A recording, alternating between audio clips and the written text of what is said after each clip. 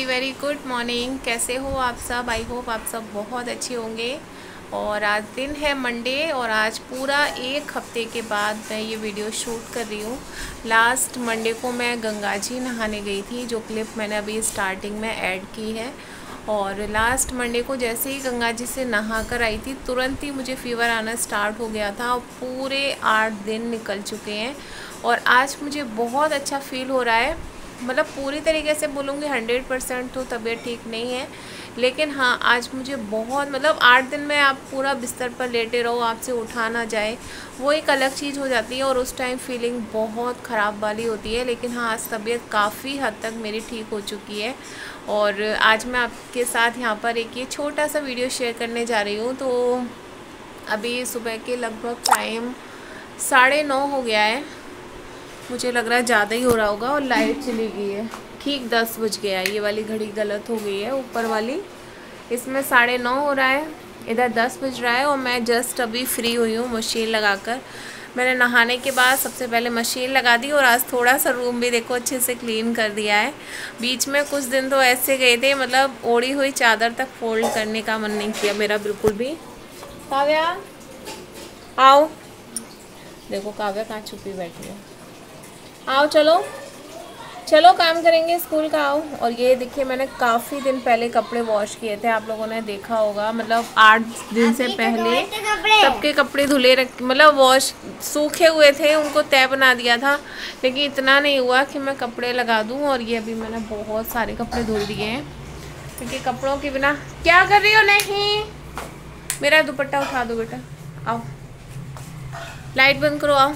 मेरा दुपट्टा उठा लाओ, यही वाला। हाँ, और बाहर जगह नहीं थी, अभी बारिश का टाइम है और चिपचिपा वाला मौसम हो रहा है, तो कपड़े सूखते नहीं है। तो इसकी वजह से मैंने कपड़े जो है रूम के डोर पर तक फैला दिए हैं, क्योंकि फ़ैन चलेगा तो यहाँ भी सूख जाएंगे। और ये एक फोल्डिंग रखी हुई है कि जब मेरी ज़्यादा तबीयत ख़राब थी ना, तो मैंने खुद को क्वारंटाइन किया था इस रूम में यहाँ पर।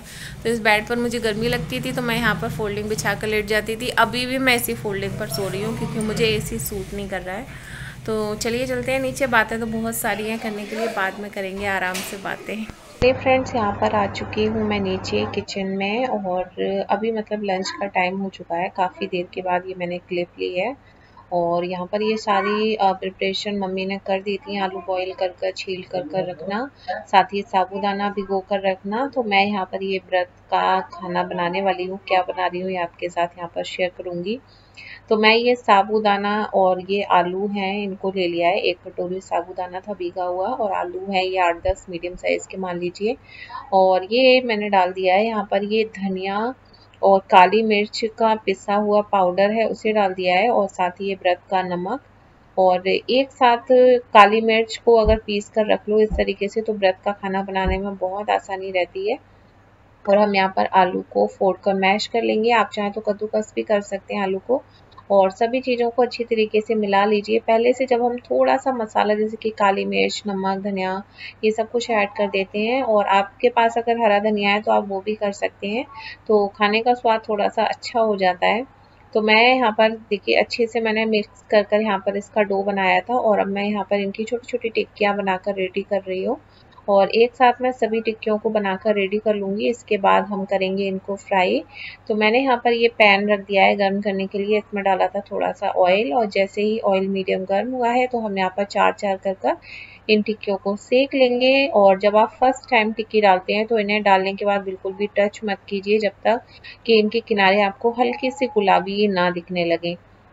और जब आप देखोगे इनके किनारे हल्के से गुलाबी हो चुके हैं, तब आप इन्हें करछी लेकर पलट लीजिए। देखिए कितना अच्छा कलर आया है। और इसके बाद हम 1 बाय 1 कर सभी टिक्कियों को अच्छे से पलट देंगे। इसके बाद गैस की फ्लेम को मीडियम रखते हुए हम इन्हें गोल्डन कलर आने तक सेक लेंगे। तो इन्हें अभी फ्राई होने में थोड़ा सा टाइम लगने वाला है। तो यहाँ पर मैंने थोड़ा सा क्लिप ले ली है।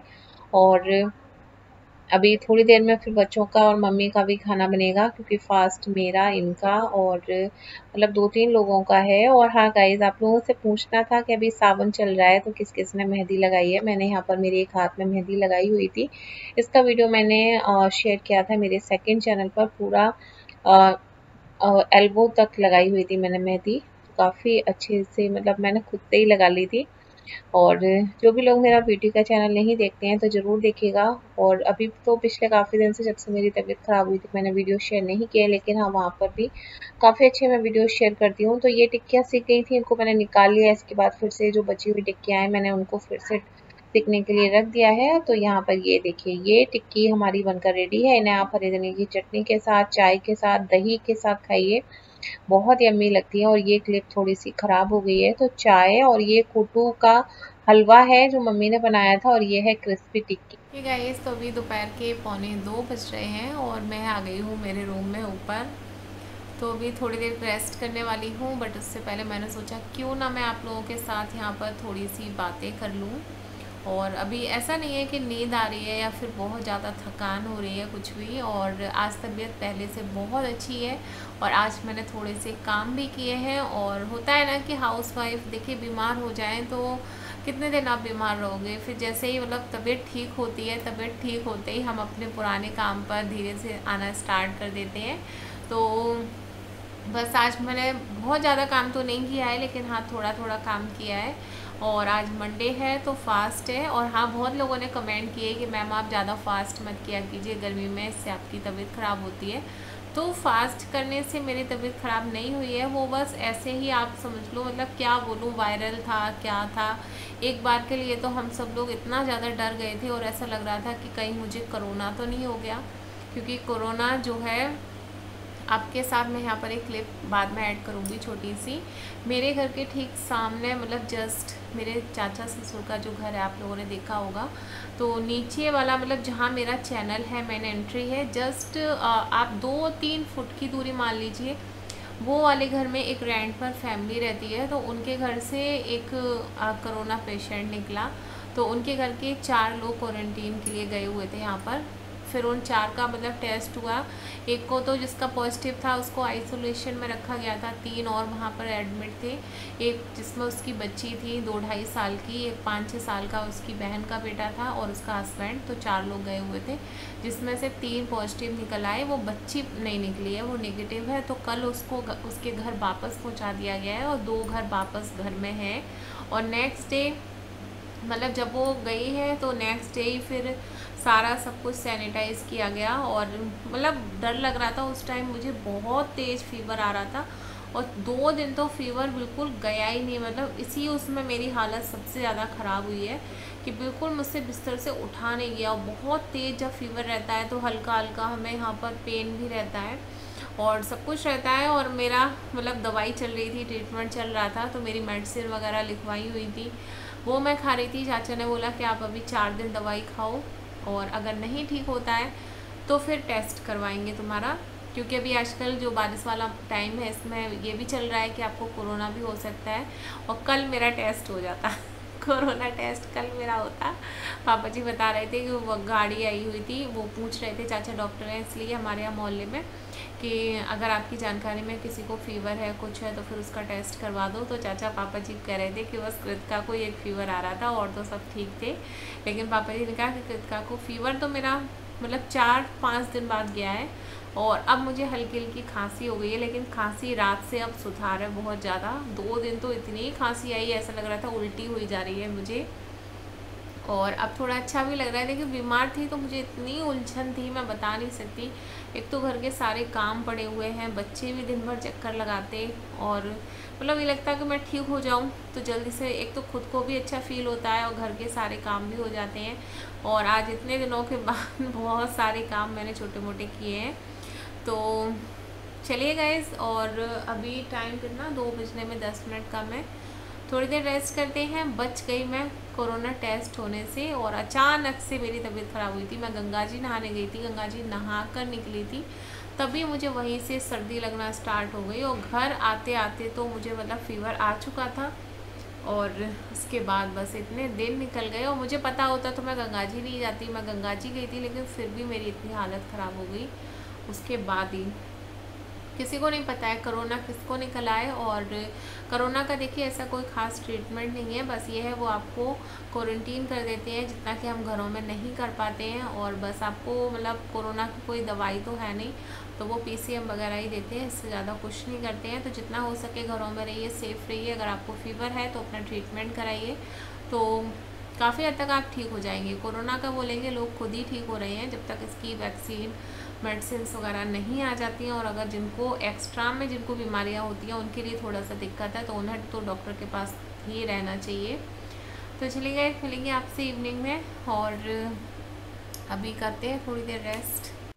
तो चलिए फ्रेंड्स, जैसा कि मैंने आप लोगों से कहा था कि मैं आगे एक छोटी सी क्लिप एडिट करूँगी यहाँ पर कि कोरोना जब पेशेंट मिलता है तो क्या क्या होता है, और आपको खुद ना पता हो कि आपको कोरोना हो गया है।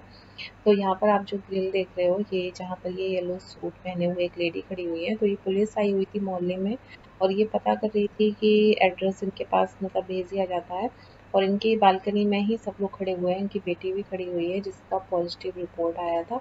तो ये लोग खुद ही बाहर खड़े होकर देख रहे थे कि किसके घर में कोरोना पेशेंट निकला है, क्योंकि हमारे मोहल्ले का नाम था और घर का एड्रेस था। तो ये मेरे चाचा ससुर का घर है, ठीक मेरे घर के मतलब पास ही समझ लीजिए, सामने जस्ट। तो ये सारी क्लिप इन्होंने चैनल के अंदर खड़े होकर ही ली थी और ये पुलिस यहाँ पर खड़ी हुई थी। उन्होंने पता किया, फिर इन लोगों को बोला कि आपकी बेटी ने टेस्ट कराई थी। तो इसका पथरी का ऑपरेशन होता जिसके लिए इन्होंने टेस्ट कराए हुए थे।